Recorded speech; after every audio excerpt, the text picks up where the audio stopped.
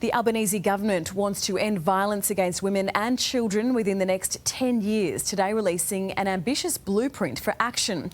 Let's go live to federal politics reporter Ashley Wick. Ash, talk us through the plan. Well, Lizzie, the goal of this plan is to end gender-based violence. Even the Social Services Minister admits it is ambitious, but says it is important. Now, state and federal governments have agreed to work together on this, and they've delivered this document with the help of victims, survivors and experts. This is the second time a plan of this nature has been released. The first time we saw it was in 2010 under the Gillard government. However, this new plan concedes that the original one did not succeed in its goal of ending violence against women and children. So some of the key strategies we are seeing this time around are early intervention, educating men and boys on respectful relationships, and ensuring support is available to all women and children experiencing violence. Here is the Social Services Minister. Family violence is of significant epidemic proportions. We do know that many women experience sexual harassment, sexual violence. All this is gendered violence, and we do need to address it. Now, Lizzie, this is all part of Labor's election commitment to commit $1.3 billion towards women's safety. Ashley Wick there. The emergency flood situation in Victoria's north is unrelenting. In the town of Mooroopna, floodwaters have surged through the main street and inundated homes. Adam Hegarty was invited by locals to witness the damage. Well, this is one of the main streets of Mooroopna. We're on a tinny with Andrew Ralph. You've been going door to door evacuating people out. How many have you had to pull out from their homes who stuck around? We've pulled a few out, but we've just sort of just been looking around and seeing if anyone needs help and stuff like that, and yeah, offering assistance where it's needed. Absolutely. As we look around here, I mean, the street's a river, so many homes are under. What have you made of the damage as you've gone through? It's a pretty big hit. It's there's a lot of people that have lost a lot of things, and yeah, it's just a very hard hit.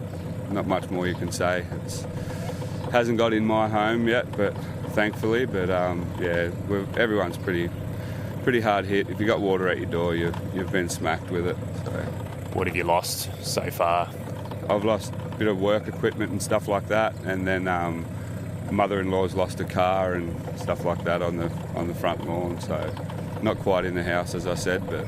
I guess the positive here is it looks like it's dropped a little bit, right? But there's still a lot of water around town. Yeah, there's a fair bit of water, and as the lady said before, we've got a lot of rain coming and whatnot. So hopefully this drains out and it gives it somewhere to go. The rain's got to have somewhere to go, and that's snow when it melts. So. And fingers crossed the outlook becomes a bit better.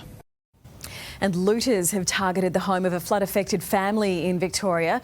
Channel 9's Tim Davies and his camera crew were in Maribyrnong this morning when they spotted a suspicious-looking group and alerted police. One man left the property with several items before fleeing in a blue Ford Territory. During these very difficult times, we see the best of the Victorian spirit, people looking out for each other, people doing quite extraordinary things. And then we see some other behaviour that is really, really poor. The man was wearing high-vis clothing, a beanie and a face covering. There are warnings the floods crisis is expected to push up the price of fresh food due to the loss of crops and livestock. The Treasurer says some of Australia's best growing and producing land has been affected. This is a human tragedy, first and foremost, but it has obvious consequences as well for the economy and for the budget. I think we need to brace ourselves for the impact of these natural disasters on the cost of living. The government is now working with the agriculture industry to calculate the financial cost of the disaster so far.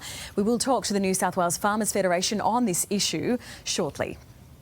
Investigations have begun on the theft of 3 cars following a pursuit in Sydney's northwest overnight. Police tried to stop a white Jaguar SUV and a grey BMW sedan on Pennant Hills Road this morning, but both vehicles failed to stop. A chase then began but was terminated on the M2 motorway near Kings Langley due to the manner of driving. The abandoned Jaguar was later found near Mount Druitt, and a second vehicle was also found, believed to be from the same home in Dural. This grey BMW has not yet been found. A house fire in Sydney's southwest is being treated as suspicious. Firefighters were called to the unoccupied Sadleir home around 3 a.m. and took 40 minutes to extinguish the fire. A crime scene was set up as police look into how the fire started. A man has suffered severe burns to his body in a plane crash in the Hunter this afternoon. The Cessna went down around 2 o'clock at Luscantire. A specialist medical team on board the Westpac rescue helicopter has been sent to the scene.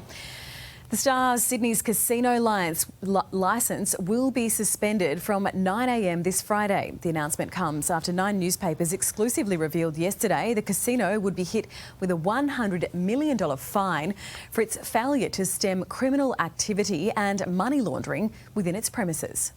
In circumstances where the casino licence is suspended under the Casino Control Act, the NICC may appoint a person to be manager of the casino.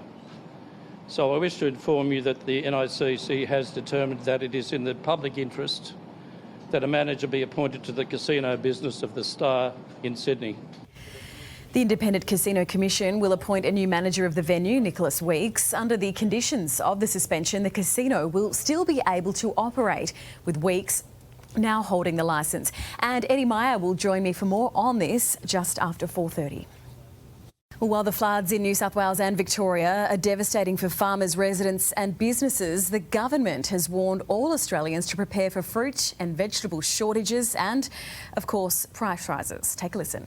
I think we can expect that it's going to be a very large dollar impact. And of course, you know, what we've seen in past floods, even just this year in Australia, is that then flows through to the supply of crops and other agriculture, and it flows through to checkouts. And to talk more about this, we are joined now by Annabelle Johnson from the New South Wales Farmers Federation. Annabelle, welcome. Terrible times for farmers. Talk us through just how bad this is in New South Wales and Victoria. Just a few short years ago, we had drought, then bushfires, COVID, a mouse plague, flooding at the start of the year, and really we've just had flooding throughout. So it is devastating what is happening in New South Wales and Victoria, and the concern is that there's more predictions of another system expected to hit the whole of the East Coast this Wednesday and for the days to follow, and it's going to hit regions that have already been hit by flooding. So they are extreme conditions. Our farmers are doing their best, but very challenging times. And what has it done to crops? What sort of flow on do you think this will have at the supermarket?